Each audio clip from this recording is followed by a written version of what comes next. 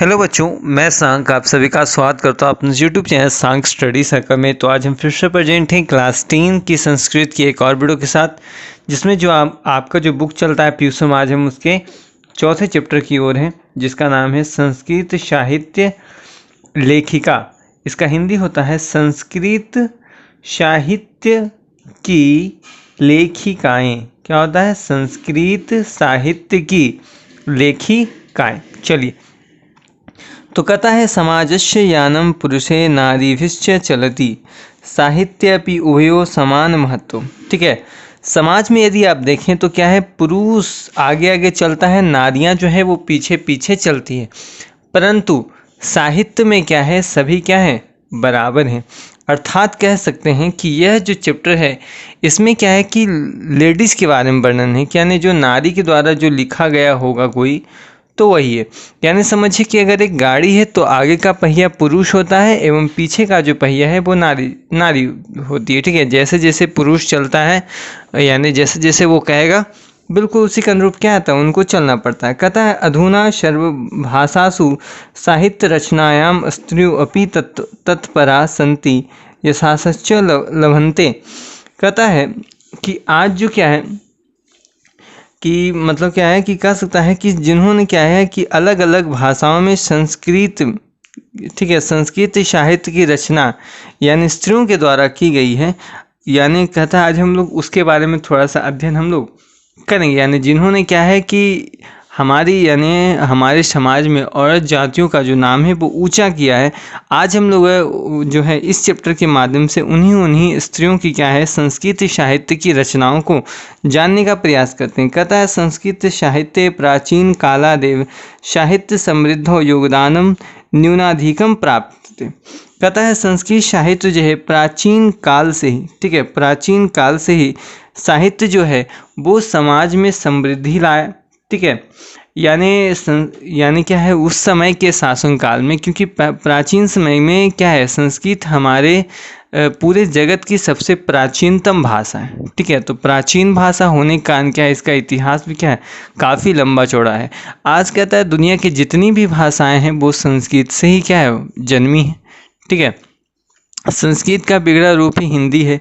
आज जो हम लोग इंग्लिश अल्फ़ाबेट भी लिखते हैं वो भी क्या है, वो भी संस्कृत की रचनाओं से ही आया है। ठीक है, तो कहता है कि न्यूनाधिक, मतलब कह सकते हैं कि बिल्कुल एकदम बेसिक से जो कह सकते हैं, जितनी भी भाषाएं देख ली, कोई भी साहित्य, कोई भी संस्कृति जो है उसका जो स्टार्टिंग पॉइंट है वो क्या है, संस्कृत ही है। ठीक है, कहता है पाठे अस्मिन् तीव्र सिद्धानां लेखिका नामेव चर्चा वर्तते येन साहित्य निधि पूर्णम तासाम योगदानम गायते। यानी कहता इस पाठ में उन्हीं प्रसिद्ध लेखिकाओं के महत्व एवं क्या है, योगदान के बारे में हम क्या है, चर्चा करेंगे या पढ़ेंगे, जिनके योगदान के कारण क्या है कि संस्कृत जो साहित्य है उनका नाम क्या है, रोशन हो सका है। ठीक है, चल इसके बाद दिया है कि विपुलम संस्कृत साहित्यम विभिन्न कवि भी शास्त्रकारश्च सर्वधृतम। कहता है कि संस्कृत में जो साहित्य है उसमें अनेक कवियों और जो साहित्यकार जो क्या हुए, अत्यधिक समृद्ध किए, यानी उन्होंने क्या है, संस्कृत साहित्य को काफ़ी नाम आगे बढ़ाया। कहता है वैदिक कालादारभ्य शास्त्राणां काव्यांच रचने संरक्षणे च यथा पुरुषा दच्चिता अभवन् तथैव स्त्रियों अपि दत्तावधाना। कहता है कि वैदिक काल के आरंभ से, है ना, वैदिक कालारंभ है, यानी वैदिक काल के आरंभ से ही क्या है, शास्त्रों एवं जो काव्यों हैं कि रचना एवं सुरक्षा जो है करने के लिए क्या है, पुरुष के समान स्त्रियों ने भी क्या है, अपना योगदान दिया। ठीक है, कहता है कि वैदिक युगे प्राप्त्यन्ते, ठीक है, वैदिक युगे मंत्राणाम दर्शका न केवला ऋषय प्रत्युत ऋषिका अपि सन्ति। यानी वैदिक युग में क्या था कि ऋषि एवं जो ऋषियाँ होती थी, यानी जो लेडीज यानी ऋषि पत्नी, दोनों ही क्या करते थे, मंत्र की रचना करते थे। कहता है ऋग्वेदे चतुर्विंशति अथर्ववेदे च पंच ऋषिका मंत्र दर्शनवत्यो निर्दिश्यन्ते यथा यमी अपाला उर्वशी इंद्राणी वागाम्भरिणी इरात्य। कहता है कि ऋग्वेद के, ठीक है, कहता है ऋग्वेद के 24 है ना, चतुर्विंशति यानी 24 ऋग्वेद के जो क्या है 24 और अथर्ववेद है ना, अथर्ववेद की बारे में चर्चा हमने की थी। अथर्ववेद यानी इसी मिला हुआ है। अथर्ववेद में क्या है, यानी दिया गया है कि 5 ऋषि पत्नियों का क्या है उल्लेखित मिलता है। वो कौन कौन है? यमी, अपाला, उर्वशी, इंद्राणी, वागाम्भृणी इत्यादि है ना। चलिए इसके नीचे फिर दिया है बृहदारण्य कोपनिषदि याज्ञवल्क्यस्य पत्नी मैत्रेयी दर्शनिक रुचिमती वर्णिता याम याज्ञवल्क्य आत्मत्वं शिक्षति। ठीक है, कहता है कि बृहदारण्यक यानी एक बुक का नाम है जिसका नाम है, लिख देते हैं, देखिए बृहदारण्यक,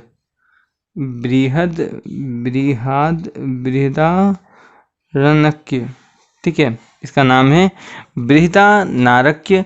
उपनिषद में क्या है कि याज्ञवल्क्य की जो पत्नी है मैत्रेयी ने क्या किया, दर्शन सिद्धांत, ठीक है, दर्शन सिद्धांत यानी उस समय एक सिद्धांत होता था जिसका नाम था दैनिक सिद्धांत को क्या किया, उन्होंने निरूपित किया। कहता है कि जनकस्य सभायां शास्त्र कुशलम गार्गी वाचकन्वी तिष्ठति स्म। ठीक है, देखिए एक स्त्री के बारे में कहता जनक की सभा में शास्त्रार्थ में जो पारंगत थी, गार्गी जैसी वक्त्री थी, यानी सोच के देखिए जैसे हम तानसेन के बारे में जानते हैं, बीरबल के बारे में जानते हैं, ठीक है, तेनालीरामन के बारे में जानते हैं, उसी प्रकार क्या है कि जनक, महाराजा जनक की सभा में क्या है गार्गी नामक एक वक्त्री रहती थी, यानी उस समय की कोई महान शास्त्र को जानने वाली कोई स्त्री थी। सोच के देखिए, कहता है महाभारतो अपि जीवन पर्यंत वेदांता नुशील पराया सुलभ्य वर्णानाम लभ्यते। कहता है कि महाभारत में भी क्या है वेदांत का ज्ञान रखने वाली, ठीक है, वेदांत का जो मतलब कहता है कि वेद के बारे में ही रखने वाली अनेक स्त्रियों का जो वर्णन है वो क्या है किया गया है। ठीक है, चलिए इसके बाद दिया है कि लौकिक संस्कृत साहित्य प्रायेण 40 वायित्रीणां सार्धशतं पद्यानि स्फुट रूपेण इतस्ततो लभ्यन्ते। देखिए यहाँ पर लिखा गया है कि लौकिक संस्कृत साहित्य में क्या है प्रायः 40 कवित्री, ठीक है, 44 कवित्री नाम यानी 40 कवित्री, ठीक है, कवित्री क्या है स्त्रियों का वर्णन क्या है किया गया है। कहता है यानी कह सकते हैं आप कि लौकिक संस्कृत साहित्य में प्राय जो है 40 कवित्रियों का 150 पद यहाँ पर दिया है।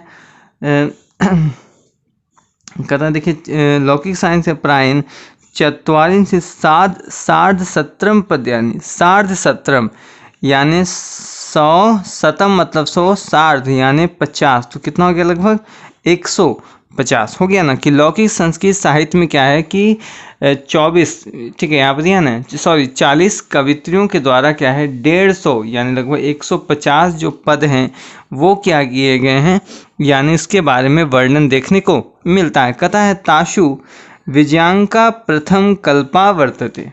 ठीक है, कहता है अगर इसके हिसाब से देखें तो कहता है क्या कि जिनमें क्या है कि विजयांका एक स्त्री का नाम है, ठीक है, जिसमें तासु यानी जिसमें क्या है विजयांका जो है प्रथम कल्पा वर्तते यानी पहली स्त्री है, यानी जिसको क्या है प्रथम स्थान पे रखा गया है जिसका नाम है विजयांका। साच श्याम वर्णी शीदति पद्येनानि स्फुटी भवति। कहता है और वह जो थी श्याम वर्ण थी, क्या थी श्याम वर्ण मतलब सांवली जिसको बोल सकते हैं, श्याम वर्णा शीदति पदेनानीन स्फुटी भवति। कहता क्या जो इस पद से स्पष्ट रूप से पता चलता है, कहता है ना शीदति पद्यानेन स्फुटी भवति यानी जो क्या है इस पद के द्वारा क्या है पूर्णतः यानी पता चल जाएगा। देखिए यहाँ पर दिया गया है एक पद कि नीलोत्पल दल श्यामा विजयांका मजानता, ठीक है, वृथैव दंडीना प्रोक्ताम सर्व शुक्लाम सरस्वती। बहुत अच्छा वर्ड कहा गया है कि नीले कमल के समान श्याम वर्णा मतलब सांवरी विजयांका को न जानते हुए क्या है न जानते सरस्वती को सर्व शुक्ला दंडी द्वारा व्यर्थ ही कहा गया है।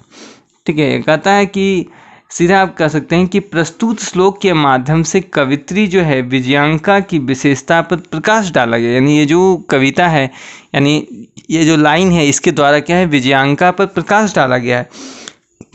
कहा जाता है कि वह श्याम वर्ण की थी। कवित्री में यह प्रथम मानी जाती है। ठीक है, यानी पूरे जितनी सारी कवियां हैं, यानी लेडीज कवि हैं, उनमें क्या है, इनको प्रथम स्थान दिया गया। कहता है साहित्यकार का मानना है कि यह जो विजयांका का रंग श्याम वर्ण था और उसे डांडी ने सर्व शुक्ला ही कहा था। तात्पर्य यह है कि निर्मल बुद्धि ही श्रेष्ठ काव्य की रचना कर सकती है। विजयांका का रंग श्याम था, न कि उसके काव्य का रंग श्याम था। यानी उसके काव्य का तो भाई पूरा चर्चा था उस टाइम पे। कहता है दंडी ने उसके काव्य के बारे में कहा है, न कि कवित्रियों के बारे में कहा। उसके काव्य के बारे में कहा, न कि कवित्री के बारे में कहा, क्योंकि वह श्याम वर्ण की थी। ठीक है, कहा दिया है कि तस्या काल अष्टम शतक मित्यनुमीयते चालुक्य वंशीयस्य चंद्रादित्य राज्ञी विजय भट्टारिकै। ठीक है, विजय भट्टारिकै विजयांका इतो बहवः मन्यते किंच शीला भट्टारिका देवकुमारिका रामभद्राम्बा प्रभृतियो दक्षिण भारतीय संस्कृत लेखिका स्वस्फुट पद्य प्रस्तुता। ठीक है, दिया है कि उस समय क्या है, यानी 18वीं शताब्दी का अनुमान है कि भाई क्या है कि प्राचीन समय में क्या है कि चालुक्य वंश के शासनकाल में, ठीक है, यानी जब जिस समय 8वीं शताब्दी, क्योंकि चालुक्य वंश का जो शासनकाल था वो इंडिया में 8वीं शताब्दी में था। कहता है 8वीं शताब्दी के शासनकाल में क्या है, चालुक्य वंश के जो राजा चंद्रादित्य की जो रानी थी, जिसका नाम था भट्टारिका। क्या नाम था? भट्टारिका। ठीक है, भट्टारिका थी, भट्टारिका। और उन्हीं के बारे में कहा जाता कि यही जो भट्टारिका थी यही विजयांका थी। क्या थी? यही विजयांका जो यहाँ पर वर्णन किया गया है। कहता है कि चालुक्य वंश के जो राजा थे जिनका नाम था चंद्रादित्य, उन जो कि जिन्हीं की पत्नी क्या थी? भट्टारिका थी। ठीक है, तो कहता है कि वही क्या है, मतलब उन्हीं की जो पत्नी थी भट्टारिका, उसी का नाम क्या था? विजयांका था। ठीक है, कुछ और भी पत्नियां थी उनकी जिनका नाम था शिला भट्टारिका। ठीक है, शिला भट्टारिका, देव कुमारिका, राम भद्राम्बा आदि क्या है, कुछ और भी लेखिकाएं। सॉरी, ये उनकी पत्नी का नाम तो सिर्फ क्या है, यानी विजयांका ही था। लेकिन कहता है कि दक्षिण भारत में कुछ और भी कवित्रियाँ हुई, जैसे में शिला भट्टारिका, देव कुमारिका, राम भद्राम्बा प्रभृतियों दक्षिण भारतीय संस्कृत लेखिका स्वस्फुट पद्य प्रसिद्धा। यानी उनके बारे में कहा गया कि बाकी जो भी, यानी इनका नाम जो 2-3 का नाम दिया गया है, शिला भट्टारिका, देव कुमारिका, राम भद्राम्बा, जो क्या दक्षिण भारत में होने वाली कुछ महिला कवित्रियां हैं जिनकी जो पद्य वर्णन है वो 8वीं शताब्दी में क्या है, 8वीं शताब्दी से चली आ रही है और आज भी क्या है, वे कवियों में क्या है, काफ़ी ज़्यादा प्रसिद्ध हैं। चलिए, अब दिया है यहाँ पे कि विजयनगर राजस्य नरेशा संस्कृत भाषायां संरक्षणाय कृत प्रयासा आसन्निमित विदतमेव। कहता कि विजयनगर के जो राजा नरेश हुए, उनके द्वारा संस्कृत भाषा की रक्षा के लिए जितना प्रयास किया गया वह क्या है, सभी को ज्ञात है। कहता है तेषा मंत पूरे अपि संस्कृत रचना कुशलाम राज्ञो अभवन। यानी उनके द्वारा क्या है, कहा जाता है कि उन्होंने अपने जो नगर था जिसका नाम था अंतपुर, क्या नाम था? अंतपुर। उन्होंने क्या संस्कृत के कुशल रचनाकार उनके राजभवन में हुए। कहता है चतुर्दश शतकम यानी 14वीं शताब्दी में कंपन रायस्य यानी कंपन राय नामक जो राजा थे, उनकी जो पत्नी, राज्ञी मतलब रानी, गंगा देवी के द्वारा है मधुरा विजयम नामक जो है जो बुक का क्या है लिखा गया, जो क्या है कि विजय घटना, यानी उनके द्वारा जो विजय कभी लड़ाई वगैरह में किया गया होगा उसके द्वारा क्या है रचना की गई है। कहता है तत्र लंकाराणाम सन्निवेश आवर्जको वर्तते। यानी कहता है कि उसमें क्या है, अलंकारों का, उसमें क्या है कि अलंकारों का जो क्या है बिल्कुल सटीक और सुंदर प्रयोग किया गया है। कहता है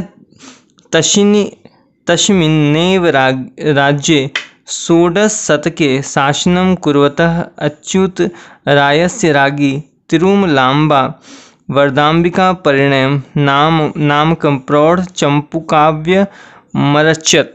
यानी कहा जाता है कि उनके ही राज्य में 16वीं शताब्दी में राज्य करते हुए अच्युत राय की जो पत्नी थी जिसका नाम था तिरुलंबा, क्या नाम था, तिरुलंबा ने क्या किया, वरदाम्बिका परिणय का नाम सभी ने सुना है, नामक विशाल चंपू काव्य की क्या है, रचना की। कहता है कि तत्र संस्कृत गद्यस्य छटा समस्त पदावलाया ललित पद विन्यासेन चातीव शोभिते। यानी कहता उसमें क्या है कि जो संस्कृत गद्य की, यानी गद्य समझते गद्य की छटा तथा जो क्या है कि सुंदर पद विन्यास अति क्या है, रमणीय है, यानी शोभायमान है।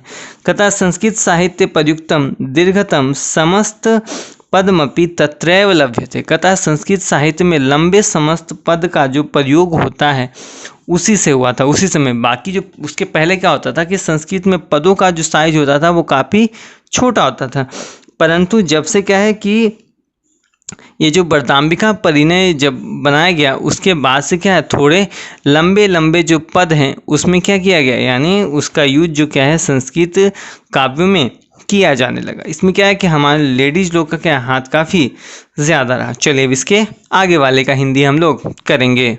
चलिए यहाँ पे दिया है कि आधुनिक काले संस्कृत लेखिकाशु पंडिता क्षमाराव नामधेय विदुषी अतीव प्रसिद्धता। कहता इसी समय, यानी इसी समय क्या हुआ कि संस्कृत लेखिकाओं में क्षमाराव, क्या नाम था, क्षमाराव नामक क्या है कि विदुषी जो हुई अति प्रसिद्ध हुई, तथा स्वपितु शंकर पांडुरंग पंडितस्य महतो विदुषी जीवनचेतम शंकर चरितम इति रचितम। कहता है कि अपने पिता, कहता है अपने जो पिता थे, स्वपितु मतलब अपने पिता पंडित शंकर पांडुरंग की महान विद्वता तथा जीवन चरित ठीक है, जीवन चरित पर क्या है उसने शंकर चरितम की रचना की। ठीक है, कहता है गांधी दर्शन प्रभाविता सा सत्याग्रह गीता मीरा लहरी कथा मुक्तावली विचित्र परिषद यात्रा ग्राम ज्योति इत्यादि अनेकान गद्य पद्य ग्रंथानां प्रतवती। क्या है कि गांधी दर्शन यानी गांधी जी के शासनकाल में हुई होगी।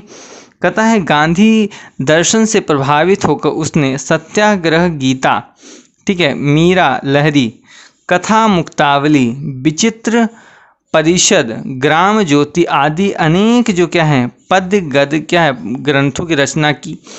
कहता है उसके बाद वर्तमान काले लेखन रताशु कवित्रीषु पुष्पादि दीक्षित वनमाला भवालकर मिथिलेश कुमारी मिश्र प्रभृतयो अनुदीनम संस्कृत साहित्य पूरयन्ति। यानी क्या है, कहता है कि संप्रति लेखन कार्य में संलग्न, ठीक है, संप्रति लेखन कार्य में संलग्न कवित्रियों में जो क्या है पुष्प दीक्षित वनमाला, इनका नाम था पूरा वनमाला भवालकर मिथिलेश कुमारी मिश्र क्या आदि आए दिन, यानी इन दिनों में क्या है संस्कृत साहित्य को पूर्ण करते हैं।